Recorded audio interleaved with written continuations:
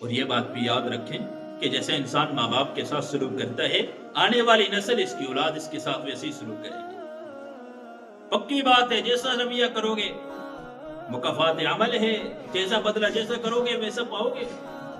آئے گا، ایک وقت آئے گا، آپ کی اولاد بھی وہی سلوک کرے گی جو آج آپ اپنے والدین کے ساتھ کر رہے ہیں۔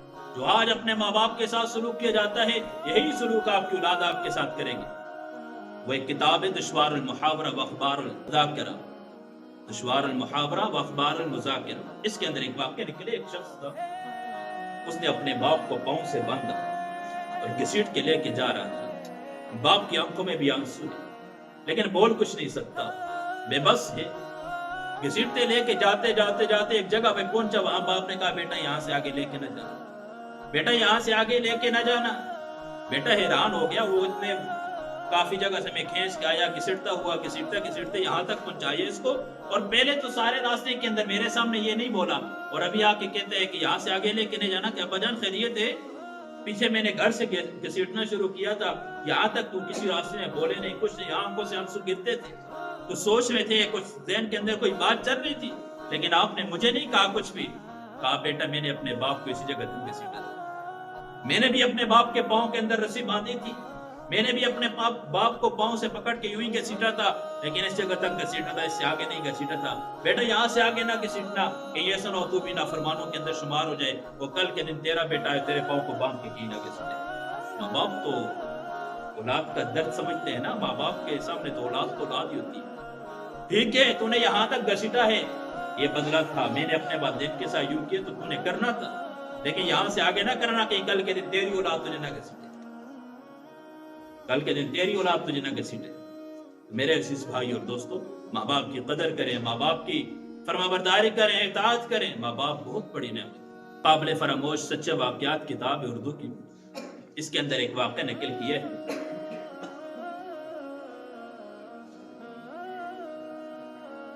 ایک بیٹا تھا، وہ اپنے ماں کا نافرمان تھا، تنگ کرتا تھا، ہر وقت لڑائی جھگڑے ضد وغیرہ کرتا تھا۔ تو ماں تنگ آ کے ماں کی زبان سے ایک جملہ نکلا، ماں نے کہا بیٹا تو کل کا دن نہ دیکھ۔ کل کا، اس لیے اپنی اولاد کو بد دعا دینے سے پہلے بہت سوچنا چاہیے۔ مائیں بات بات تو اولاد کو بد دعا دے دیتی ہیں، وہ سوچتی نہیں ہے، پھر کل کے دن جب اولاد کے اوپر وہ آتی ہے، پھر وہی ماں باپ روتے ہیں، خون کے آنسو روتے ہیں، لیکن اس رونے کا فائدہ کچھ نہیں ہوتا۔ بد دعا اولاد کو نہیں دینی چاہیے۔ بچہ تنگ کر رہا تھا، ضد کر رہا تھا، تو ماں کی زبان سے جملہ نکلا، اللہ کہا کہ بیٹا تو کل کا دن نہ دیکھے۔ تو دوسرے دن صبح وہ کام پہ جانے لگا، اور جیسے گھر سے نکلا باہر اس کا ایکسیڈنٹ ہوا، وہی اس کے انتقال ہوا، وہیں وہ دنیا سے رخصت ہو چکا تھا۔ میرے عزیز بھائی اور دوستو، اولاد کو بد دعا دینے سے پہلے بہت سوچنا چاہیے۔ اولاد کو بد دعا نہیں دینی چاہیے، جتنی نافرمان ہو جائے، اصلاح کا طریقہ ہے، اولاد کو سمجھانے کا طریقہ ہے۔ یہ نہیں ہے کہ بد دعائیں دینا شروع ہو جائیں اور مار پیٹ شروع، نہیں، بڑی ترتیب سے، بڑی حکمت اور بصیرت سے۔ آج کی اولاد مار پیٹ نہیں برداشت کرتی، حکمت اور بصیرت کے ساتھ اپنی اولاد کو سمجھائیں۔ آسان طریقے ہے کہ دین کے راستے پہ لگا لیں، دین کے علم دے دیں، کسی دینی مدارس کے اندر، کسی دینی راستے کے اوپر تبلیغی جماعت کے ساتھ جوڑ دیں، کچھ دین کے راستے پہ لگ جائے گا، اسے سمجھ آ جائے گی کہ ماں باپ کا مقام کیا ہے، ماں باپ کا مرتبہ کیا ہے۔ دین کے راستے پہ صرف دنیا پڑھانے پہ زور نہ لگائیں۔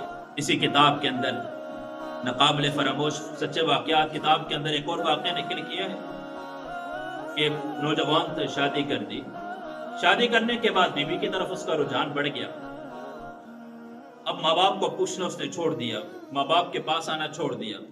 خیر اگر ماں باپ کے پاس آتا تو جھگڑا کرتا، لڑائی کرتا، اور ماں باپ کو برا بھلا کہتا۔ تو ماں باپ سے یہ بات برداشت نہیں ہوتی کہ وہ بچہ جس کو 9 مہینے پیٹ کے اندر ماں نے پالا ہو، پھر پیدائش کی تکلیف، پھر اس کے بعد دودھ پلانے کی مشقت، پھر اس کے بعد بچپن کے سارے کرتے کرتے جوان ہونے کے بعد جب اس کی شادی کروائی، کسی کے حوالے کر دیا، اور وہ سارا کا سارا اسی کی طرف چلا گیا، ماں باپ کے حقوق کو بھول چکا ہے، ماں باپ کے مقام اور مرتبے کو وہ بھول چکا ہے۔ میرے عزیز بھائی اور دوستو، یہ ماں باپ سے یہ چیز برداشت نہیں ہوتی۔ ہاں، ماں باپ کا اپنا مقام ہے، میاں بیوی کا، بیوی بچوں کا اپنا مقام ہے۔ ماں باپ کے مقام کی وجہ سے، ان کی عزت اور احترام کی وجہ سے بیوی بچوں کے حقوق میں کمی نہیں آنی چاہیے، لیکن بیوی بچے کے اور ان کی محبت کے اندر اتنا آگے چلا گیا کہ ماں باپ کی محبت کا پتہ ہی نہیں، ان کی عزت کا، احترام کا پتہ ہی نہیں۔ کہا ماں نے بد دعا دے دی کہ بیٹا اللہ کوڑ کی بیماری کے اندر مبتلا کر دے، اور اللہ تجھے میرے جنازے کے اندر بھی حاضری کی توفیق نہ دے۔